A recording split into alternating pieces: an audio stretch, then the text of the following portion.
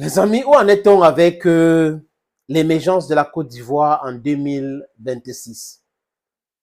Pobia a dit que ça passe en 2035. Ali Bongo, avant qu'on le chasse au pouvoir comme un malpropre, parlait de 2025.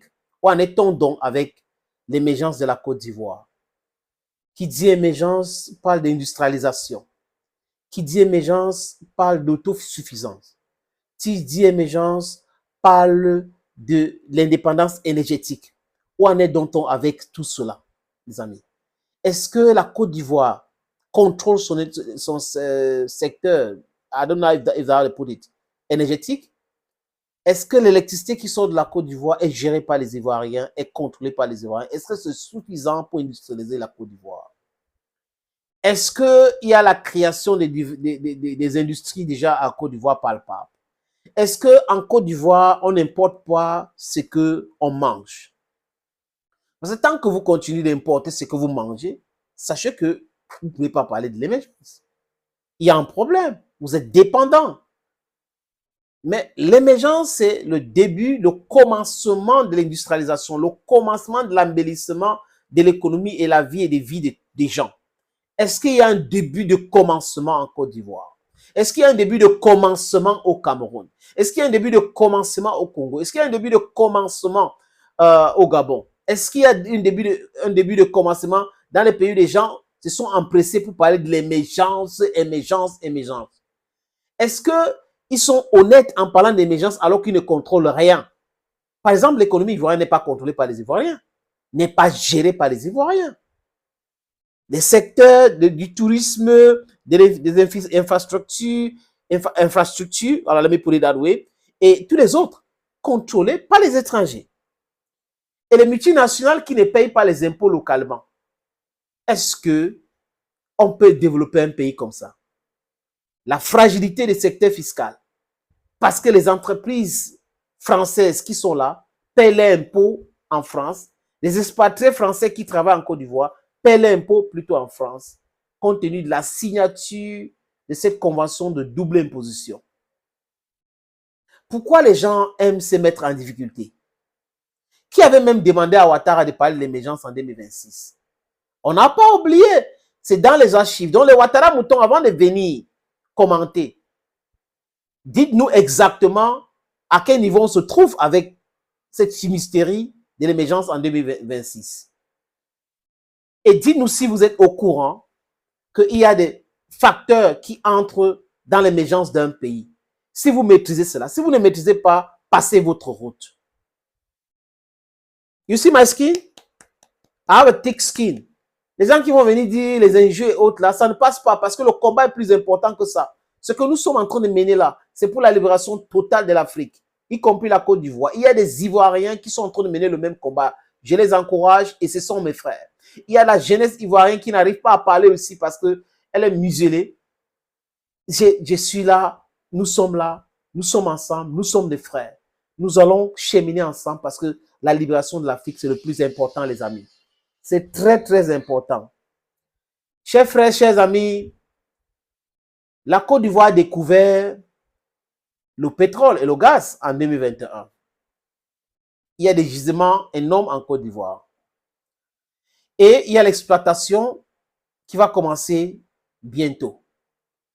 Les amis, cette exploitation a été donnée à une entreprise normale de l'Occident collectif. Pendant que on est en train de nous parler de l'émergence et que nous savons que pour parler de l'émergence ou que pour qu'un pays soit émergent, il y a des facteurs, il y a des éléments qui entrent en jeu. On est en train de nous proposer une société en Côte d'Ivoire qui fait partie des sociétés qui exploitent, qui pillent l'Afrique depuis longtemps, le pétrole de la Côte d'Ivoire. Pour faire quoi, les amis? Ils vont exploiter plutôt le brut. Donc, ils prennent le brut, l'or noir, parce que c'est noir, quand on parle de brut, c'est électrique épais, pour aller craquer, pour donner du carburant qu'on va utiliser dans nos véhicules. Vous savez pourquoi les pays du Golfe sont devenus riches aujourd'hui? C'est parce qu'ils ont compris, ils ont refusé cela. Ils ont construit les grandes structures de raffinage de leur pétrole. sur place. Donc, ils vendent le produit fini. Et il y a de la plus-value quand on vend un produit fini. Donc, la transformation de la matière première en produit fini coûte plus cher que la matière première brute. Un économiste qui a sauvé 1 milliard de pays dans le monde, mais qui n'arrive pas à sauver la Côte d'Ivoire, devrait comprendre cela. Mais il donne ce marché à une société de l'Occident collectif et il tape la poitrine en disant « Oui, vraiment, je ne me croyais pas qu'on avait ça. » Mais quand il a dit ça, je le regardais. Tous les pays africains ont le pétrole et le gaz. Je répète, tous les pays africains ont le pétrole et le gaz. Uniquement l'Occident ne voulait pas exploiter au même moment. C'était, on commence ici, dès que ça commence à manquer là-bas, on passe à une autre étape. Donc, n'acceptez pas cette histoire de l'Afrique, on a découvert ici, non. Tous les pays, sans exception, détiennent le gaz, manganèse et tout ça. L'Afrique est riche, immensément riche, les amis. N'écoutez pas cette escroquerie de ce genre-là. Les amis, je vous suggère de regarder cet élément. Je ne sais pas si vous allez comprendre quelque chose, mais c'est Alassane Dramane Ouattara qui explique quoi là. Écoutez, les amis, écoutez quand même. Le groupe ENI a fait une grande découverte en Côte d'Ivoire que nous avons nommé donc le gisement Baleine. Le gisement Baleine. Il y a 2 ans à peu près. Et quand il m'a dit qu'il allait pouvoir mettre en production le gisement Baleine. Quand il m'a dit qu'on allait mettre en production le gisement Baleine. Ah, que le Seigneur. Ouais. On a trop de souffrance en Afrique. Voilà pourquoi on ne peut pas avancer si on a des gens comme ça. Tant qu'on ne réfléchit pas sur comment transformer la matière première en produit fini avant de vendre, il n'y a pas de plus-value. Nous ne pouvons pas développer notre plan d'économie. Ce n'est pas possible. On a besoin de beaucoup d'argent. Et pour avoir beaucoup d'argent, il faut utiliser le cerveau pour réfléchir en faisant certaines choses. Tant qu'on n'utilise pas notre cerveau pour réfléchir, les amis, c'est pas possible d'avancer. Et quand vous avez des économistes qui racontent des choses comme ça fait pleurer. Ils vendent le pays à tout le monde. Ils ne réfléchissent pas sur comment industrialiser son propre pays. Les amis, je vous suggère de regarder cette petite vidéo. Après, je vais revenir avec le dernier passage pour vous montrer ce que le directeur de cette société qui va exploiter le gisement Baleine de la Côte d'Ivoire dit, qui a été bradé parce que c'est l'Occident collectif, les amis.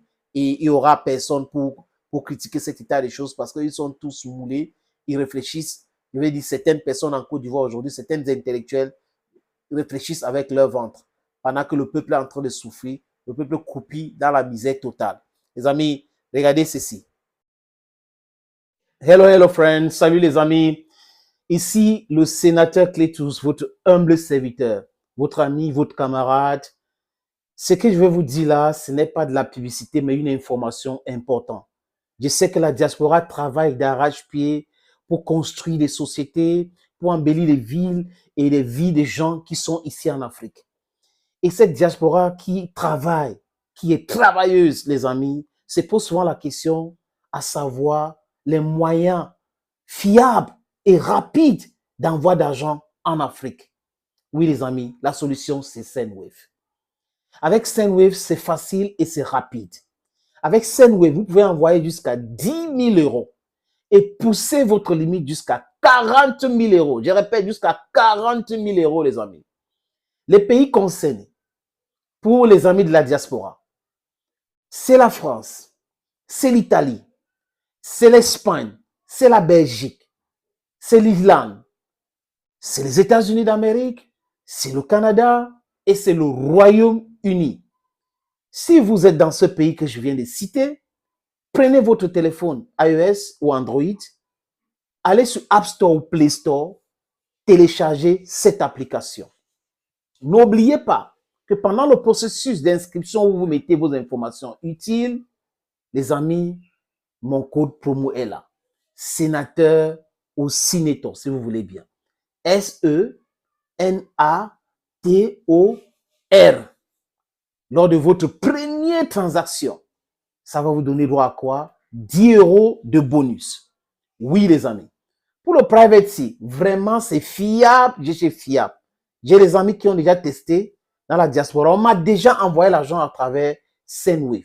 La prochaine question, c'est de savoir quels sont les pays concernés. Oui, nous sommes en France, nous sommes en Italie, nous sommes en Espagne, nous sommes en Belgique, nous sommes en Islande, nous sommes aux États-Unis, nous sommes au Canada, nous sommes au Royaume-Uni. Comment faire? C'est quel pays? On peut envoyer l'argent à destination de quel pays? Il y a le Mali, il y a le Cameroun, il y a le Sénégal, il y a la Côte d'Ivoire, il y a le Congo-Brazzaville et il y a le Congo-Kinshasa.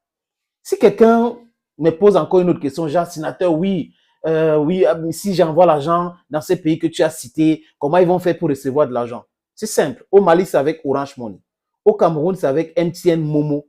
En Côte d'Ivoire et Sénégal, c'est avec Wave. Au Congo-Brazzaville, c'est avec Etel, c'est avec MTN, c'est avec Express Union, Cash Lomburu. Au Congo-Kinshasa, les amis, c'est avec Etel, c'est avec M-Pesa, c'est avec Orange Money, c'est avec Express Union, donc Cash. Je répète, avec Sendwave, c'est rapide, c'est facile et c'est fiable. Les amis, je veux vous proposer ces derniers extraits que j'ai promis. Oui, nous avons décidé que dans nos productions, nous devons les accompagner avec certains détails de bouche de certains acteurs qui sont en train de faire du bien en Afrique, au monde, ou qui sont en train de faire du mal. Parce que je sais que vous êtes très intelligent, vous avez la sagacité nécessaire de comprendre et d'apprécier de vous-même, que personne ne vous influence. Tellement les gens nous pompent les oreilles avec des diplômes chez nous qu'on se pose la question pourquoi nous sommes toujours à cette étape-là. Pourquoi est-ce que nous ne développons pas? Mais la vérité est là, c'est clair les amis. C'est parce que ces gens-là n'aiment pas l'Afrique et ces gens-là utilisent leur ventre pour réfléchir. C'est le cas de ce monsieur que vous allez regarder à côté de ce monsieur de type caucasien qui va exploiter le gisement baleine en Côte d'Ivoire, alors qu'on devrait plutôt penser à une raffinerie pour avoir des produits finaux pour pouvoir vendre plus cher, pour utiliser et construire cette économie, industrialiser ces pays. Mais malheureusement, quand vous avez quelqu'un qui sort de Fonds monétaire international et la BCAO, ça donne uniquement les abec-abec. Regardons les amis ensemble. Et on parle de beaucoup de production, on parle à la fin d'une production tout mélanger, le brut et le gaz qui peut éteindre autour de 200 000 barils par jour, donc une production vraiment formidable parce qu'elle va mettre le pays dans les premiers producteurs d'Afrique. Le pays sera parmi l'un des premiers producteurs d'Afrique. Et le pays va gagner quoi dans ces bruts-là? Parce que lui-même, il dit, ils vont produire le brut et le gaz. Oui, le gaz, quoi, liquide, liquéfié. Maintenant, le brut, c'est pour aller faire quoi? Raffiner ailleurs. Donc, on est en train d'aller donner du travail ailleurs.